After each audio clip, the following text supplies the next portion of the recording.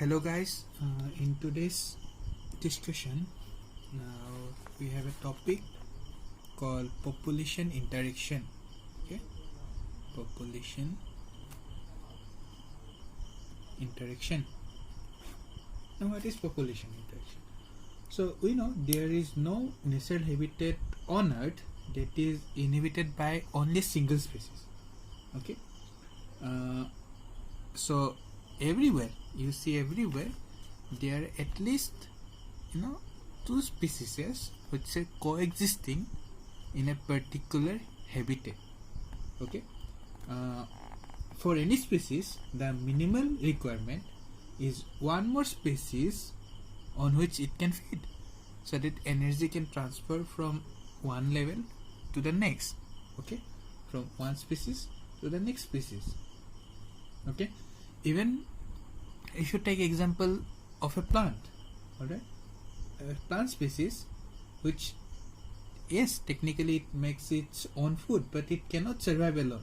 Okay, because it needs soil microbes to break down the organic matter, okay, and return the inorganic nutrients for its use. So like yes, although it is making its own food, but for the mineral requirements it will depend upon the microbes which are present in soils. Okay, those microbes will break down the complex molecules and it will enrich the soil with the nutrients, and the plants then can absorb those nutrients and carry on its life processes. So always in any habitat there are more than two species interacting among themselves. Okay, individuals of species, and the individuals of a species occupying a definite geographical area, it is called as a population. So when we talk about population interaction, we are talking about populations of different species which are interacting among themselves in a particular space. Alright, now this particular this interaction, this population interactions can be of many types. Okay, it can have multiple results, like either it can benefit both the species or it can harm both the species as a result of this interaction, or in some cases one species may be benefited while the other one is harmed.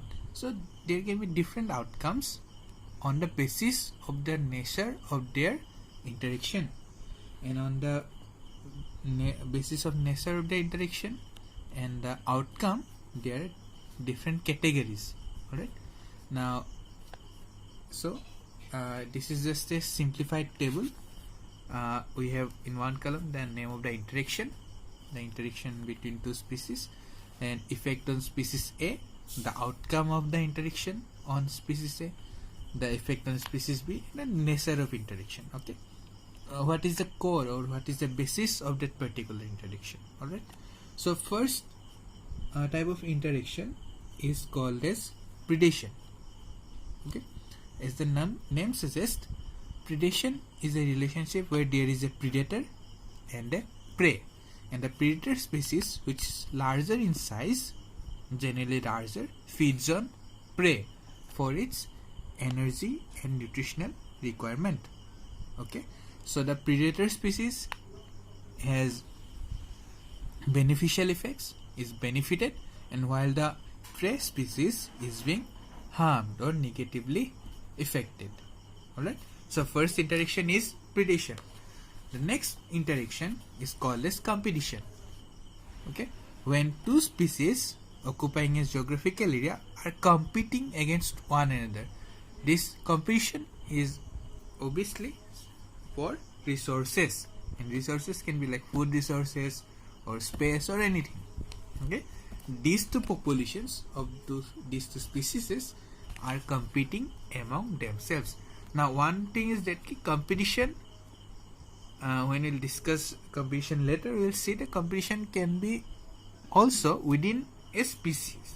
Okay, it is called as an intraspecific competition, but when it is between two species, both the species are harmed or negatively affected. Okay, now again the competition, this interaction can be direct or indirect. When the competition is direct, both the competing species inhibit each other. It is called as a mutual inhibition. Okay, they are mutually inhibiting each other. So they are in direct contact and they are affecting negatively one another. This is called as a direct competition. And again I am saying, as a result of competition, when the two population and when the two species are competing among themselves, both the species are harmed. They have a net negative impact on their overall structure, okay, overall composition. And when they are in direct competition, they will have mutual inhibition. They will mutually inhibit each other. And when it is indirect competition, they will not mutually inhibit each other. They will not harm each other directly, but rather they will try to extract the limited resources as much as they can, and because of the resulting short supply of resources, they are inhibited. Okay, so in the indirect inhibition or indirect competition, they are constantly utilizing resources, and in turn the resources become the limiting factor, and so this limiting factor, this limiting resource exert negative impact on both the species A and species B. Okay, this is competition where both of them or both the populations are negatively affected or they are harmed. Next is the parasitism.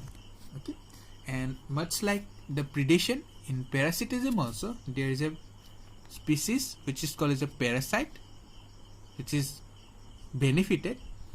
It takes nutrition and other its requirement from another species which is called as a host. But unlike predation, where the predator is larger in size, in parasitism the parasite is smaller in size, usually smaller, and it is benefited and the host is harmed. Okay, alright. Next is your ammensilism. Okay, in ammensilism, one species is harmed. Alright, it will get negative effect, while the other species is neither harmed nor benefited. This is your ammensilism.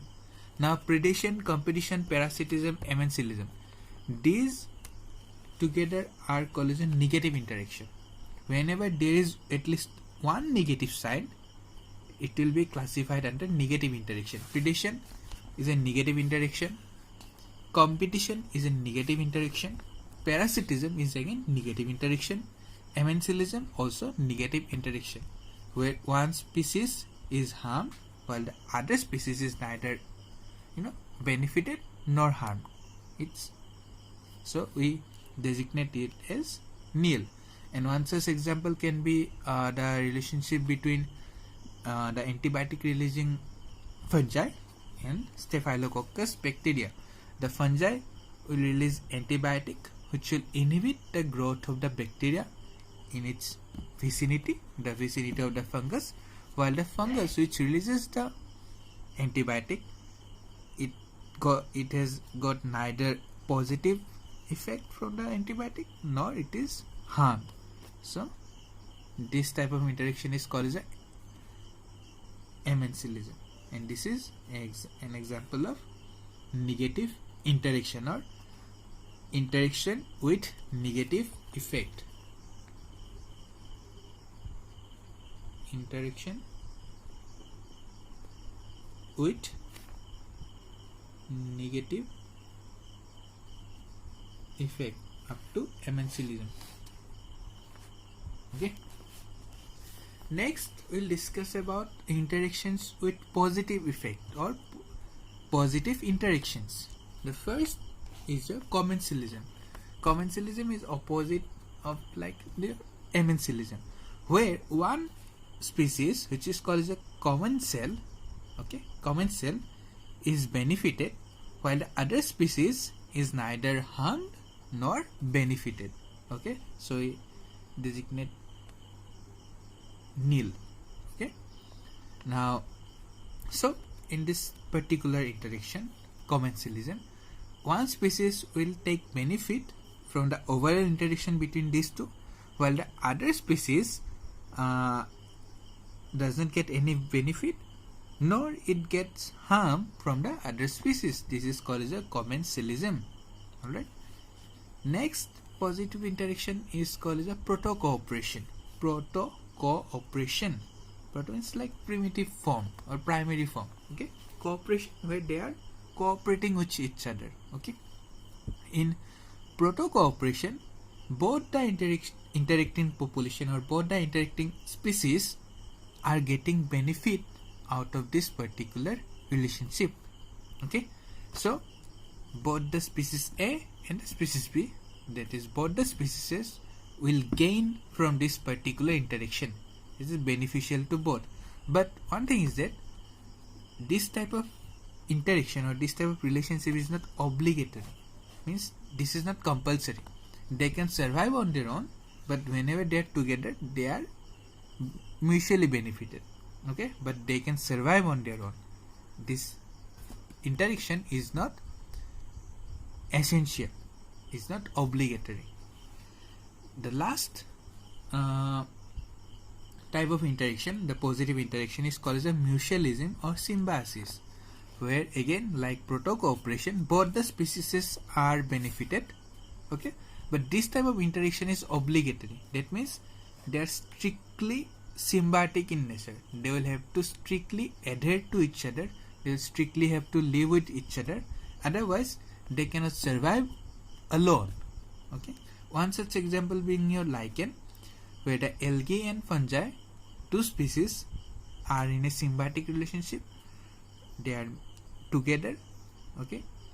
They play a role in maintaining the overall structure of the lichen, and it is mutually beneficial to both, but they cannot, this algae and this fungi, they cannot survive on their own outside the lichen. So this type of relationship is obligatory.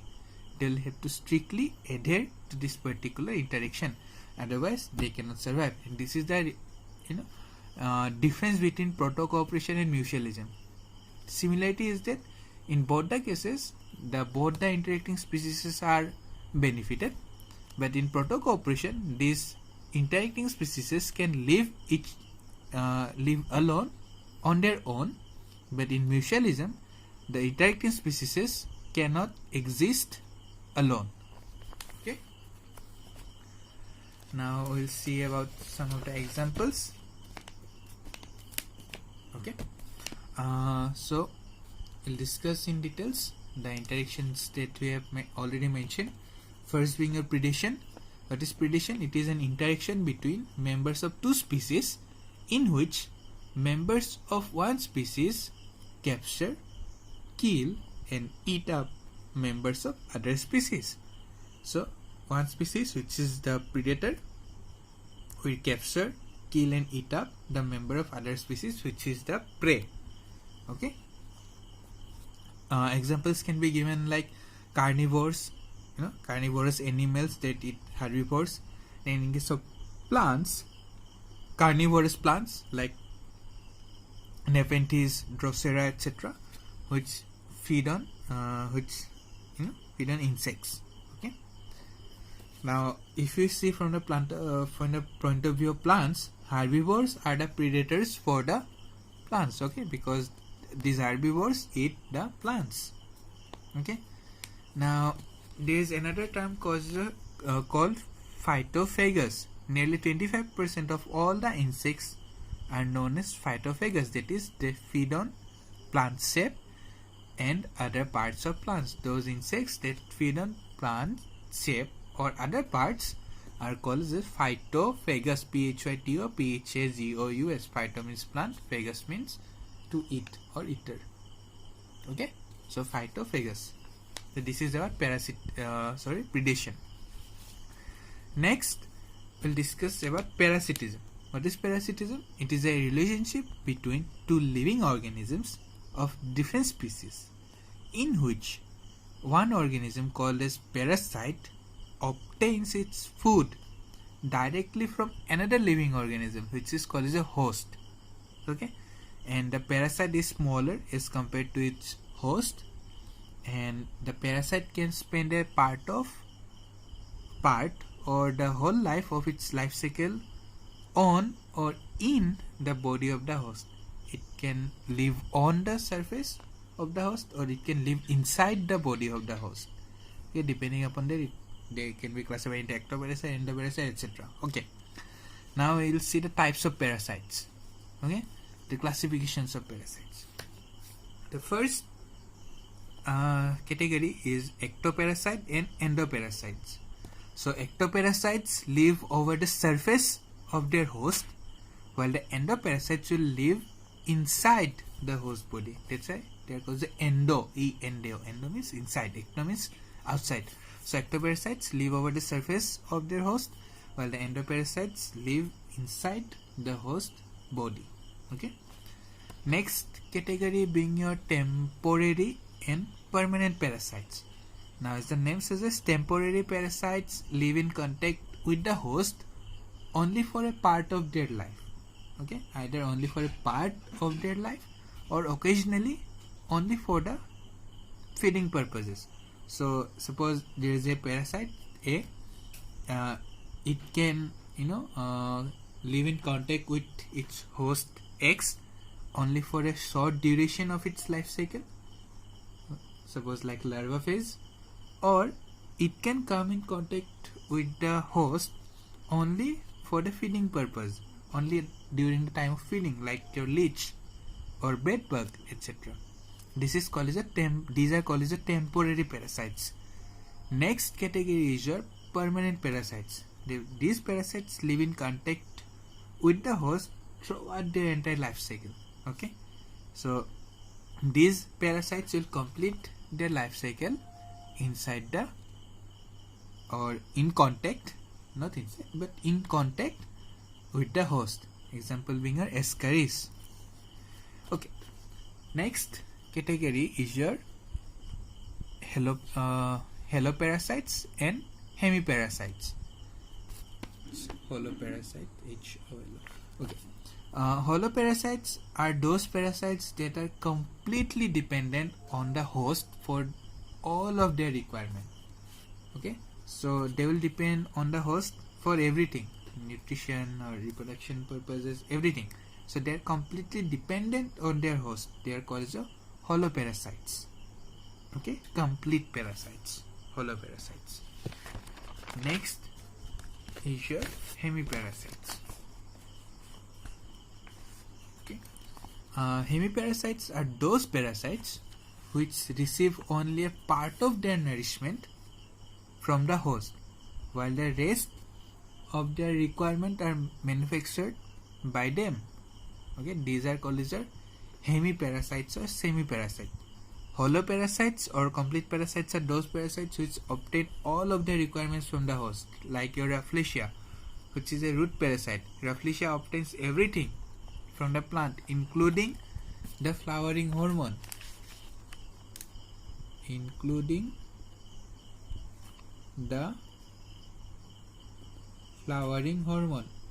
What is the name of the flowering hormone? Florigen. Florigen. Please remember this one. Name the flowering hormone. We have already discussed about florigen in the previous year, class 11.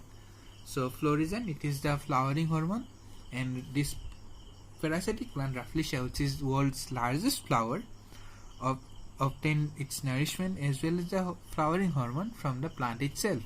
So depending upon the plant, like when the plant is synthesizing its hormone, the flowering period of Rafflesia will also vary. Okay, so if the host plant is short day plant, then this Rafflesia will also become a short day plant. If the host plant is a long day plant, then this Rafflesia will also become a long day flowering plant. Okay, this is because they get their flowering hormone from the host. Okay, So we discussed about holoparasites and hemiparasites. Next is your stem and root parasites. Okay, so as the name suggests, stem parasites are those parasites that are in contact with the host stem. Okay, so it will be called as a stem parasite, and if they are in contact with the root, they will be called as a root parasite. One example of stem parasite is your cuscuta, and one example of root parasite is a Rafflesia. Okay, on the other hand, bacteria, fungi, viral pathogens can occur throughout the entire body of the plant. Okay, can occur along the entire body of the plant itself. Now Rafflesia, cuscuta, these are all parasitic angiosperms. Okay, these are plants which are parasitic on another plants, but bacteria, fungi, viruses, etc. totally different categories. They are like complete parasites, and they can live on any part of the plant, host plant. Okay, next category is your pathogenic and non-pathogenic parasite. So as the name suggests, if the parasite causes disease, then it is called as your pathogenic parasite. So if the parasite will causes any disease of the host, it will be called as a pathogenic parasite. And if the parasite do not cause any disease of the host, it is called as a non-pathogenic parasite. Next is one interesting category of parasites, which is called as a hyperparasites. Hyperparasites. So hyperparasites are those parasites which are parasitic on other parasites. So like they are parasites of the other parasites. So we have one host. This host has one parasite called as A. Then there is one another parasite, which is X, which is parasitic on the A. So host, parasite. This parasite obtains nutrition from the host. Okay, and this parasite has another parasite. This parasite is host for another parasite. This is called as a hyperparasite. Okay, so hyperparasite is the parasite of parasite.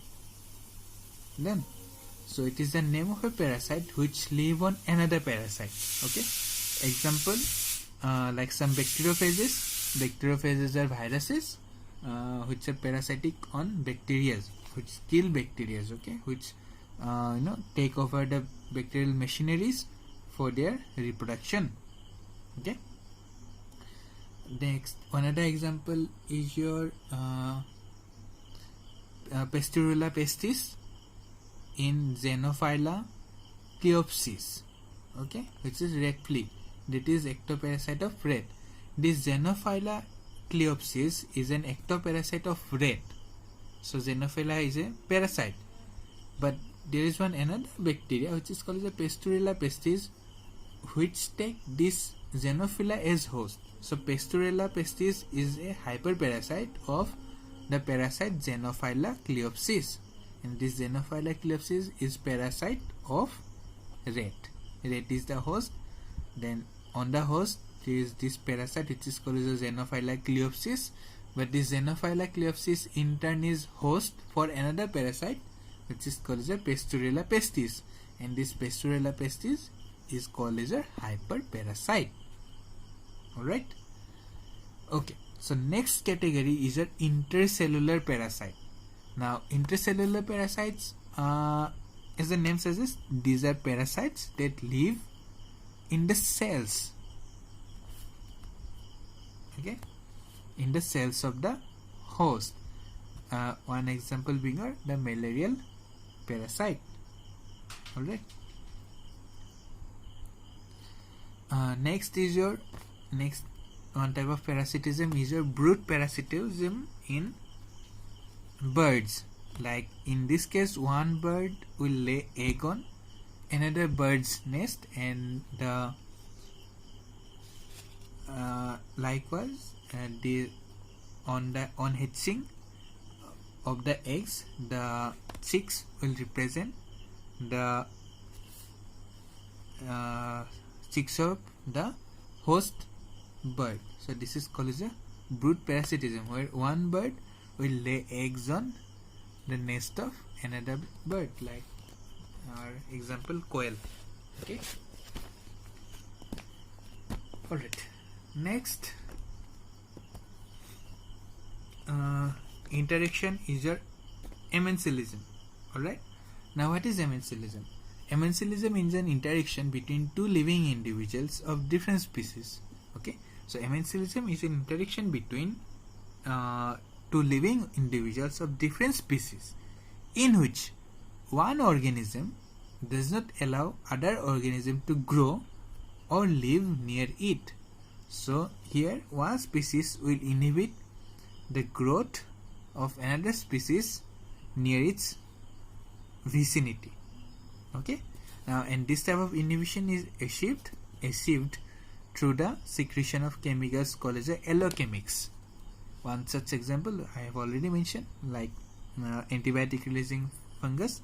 Now this penicillium is an allochemic which is released in fungi, Penicillium notatum, and this Penicillium notatum, by releasing this allochemic penicillium, inhibit the growth of bacteria Staphylococcus. Okay, so this fungi is neither harmed nor benefited, but this Staphylococcus bacterium is being harmed, and so this is called as this type of interaction is called as amensalism, where the fungus is neither harmed nor benefited while the bacterium is harmed. Alright. Okay. Next interaction is called as a commensalism. What is commensalism? It is the relationship between two living individuals of different species, in which one is benefited while the other is neither harmed nor benefited except to a negligible extent. Okay, we'll generally say that the other species is neither harmed nor benefited, but to somewhat it can be like bordered. Okay, like for example, your epiphytic plant, okay, growing on another plant. Okay, so this epiphytic plant may penetrate the outer layer of the host plant, but we'll say that this harm is very negligible. Okay, and another example is a pilot fish, which is a carnivorous commensal, and this commensal is the species which is being benefited. Okay, in this pilot fish, it always accompanies shark without getting attached to the shark, and while the shark is feeding on its prey, on its food, the fallover small pieces is eaten by the pilot fish. So this pilot fish is getting benefited from the shark, while the loss of food for the shark is negligible. Okay, so we'll be saying that the shark is neither harmed nor benefited, and while the pilot fish is being benefited, and this the commensal. Okay, and this type of interaction is called as a commensalism. Alright. Next type of interaction is called as a proto-cooperation. Okay, and as the name suggests, it is the primitive form of cooperation. What is proto-cooperation then? Proto-cooperation is interaction between two living organisms, okay, of different species, in which both are mutually benefited. Okay, so both the species are being mutually benefited.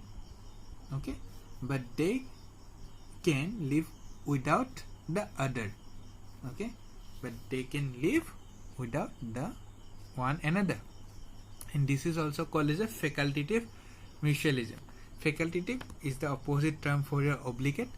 Obligate means strictly, but facultative means like temporary kind of. Okay, it is not strictly. Okay, it is not necessary. All right.